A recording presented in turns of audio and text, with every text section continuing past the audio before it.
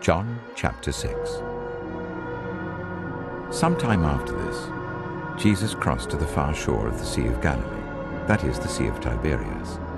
And a great crowd of people followed him because they saw the signs he had performed by healing those who were ill. Then Jesus went up on a mountainside and sat down with his disciples. The Jewish Passover festival was near. When Jesus looked up and saw a great crowd coming towards him, he said to Philip, "Where shall we buy bread for these people to eat?" He asked this only to test him, for he already had in mind what he was going to do. Philip answered him, "It would take more than half a year's wages to buy enough bread for each one to have a bite." Another of his disciples, Andrew, Simon Peter's brother, spoke up. "Here is a boy with 5 small barley loaves and 2 small fish. But how far will they go among so many?" Jesus said, "Make the people sit down." There was plenty of grass in that place, and they sat down. About 5,000 men were there.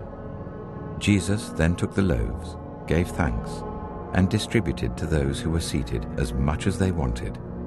He did the same with the fish.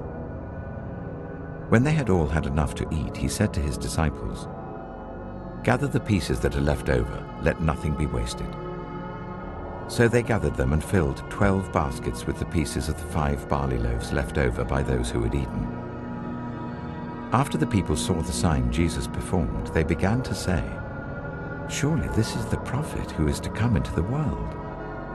Jesus, knowing that they intended to come and make him king by force, withdrew again to a mountain by himself. When evening came, his disciples went down to the lake, where they got into a boat and set off across the lake for Capernaum. By now it was dark, and Jesus had not yet joined them. A strong wind was blowing and the waters grew rough. When they had rowed about 3 or 4 miles, they saw Jesus approaching the boat, walking on the water, and they were frightened.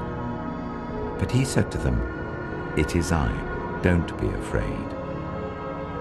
Then they were willing to take him into the boat, and immediately the boat reached the shore where they were heading. The next day, the crowd that had stayed on the opposite shore of the lake realized that only one boat had been there, and that Jesus had not entered it with his disciples, but that they had gone away alone. Then some boats from Tiberias landed near the place where the people had eaten the bread after the Lord had given thanks. Once the crowd realized that neither Jesus nor his disciples were there, they got into the boats and went to Capernaum in search of Jesus. When they found him on the other side of the lake, they asked him, "Rabbi, when did you get here?" Jesus answered, "Very truly I tell you, you are looking for me not because you saw the signs I performed, but because you ate the loaves and had your fill. Do not work for food that spoils, but for food that endures to eternal life, which the Son of Man will give you. For on him God the Father has placed his seal of approval."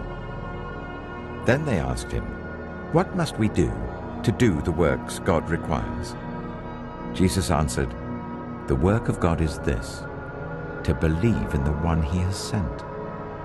So they asked him, "What sign then will you give that we may see it and believe you? What will you do? Our ancestors ate the manna in the wilderness. As it is written, he gave them bread from heaven to eat." Jesus said to them, "Very truly I tell you, it is not Moses who has given you the bread from heaven, but it is my Father who gives you the true bread from heaven. For the bread of God is the bread that comes down from heaven and gives life to the world." "Sir," they said, "always give us this bread." Then Jesus declared, "I am the bread of life. Whoever comes to me will never go hungry, and whoever believes in me will never be thirsty.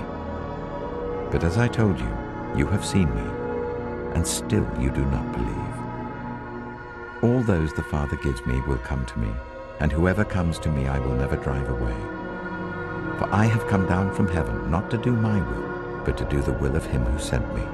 And this is the will of him who sent me, that I shall lose none of all those he has given me, but raise them up at the last day. For my Father's will is that everyone who looks to the Son and believes in him shall have eternal life, and I will raise them up at the last day."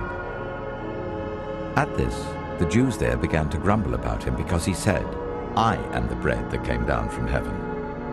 They said, "Is not this Jesus, the son of Joseph, whose father and mother we know? How can he now say, 'I came down from heaven'?"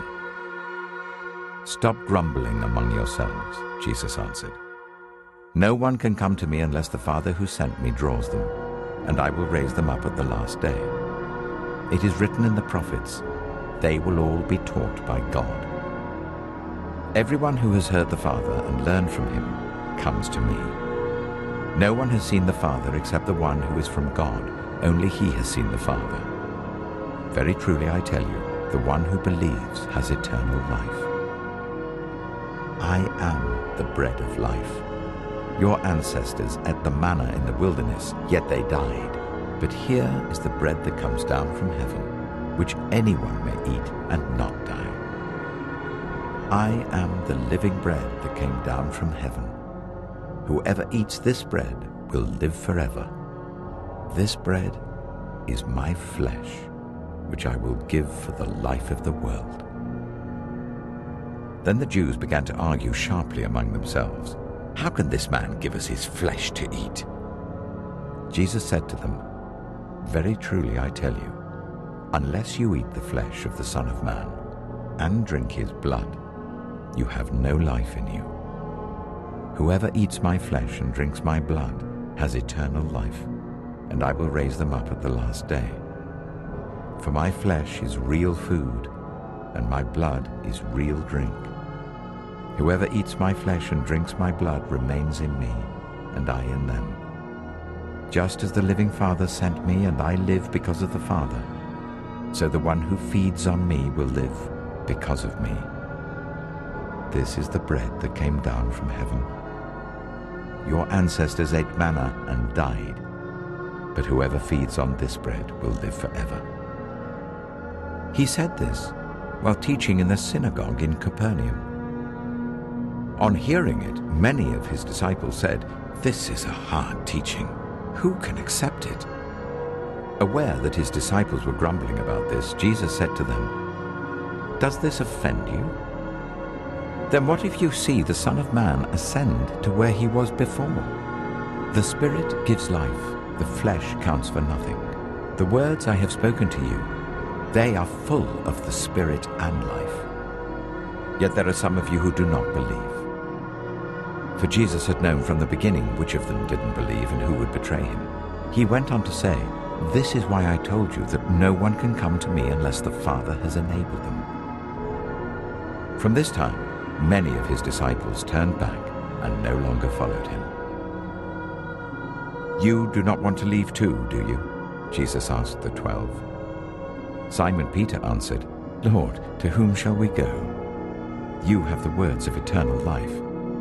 We have come to believe and to know that you are the Holy One of God."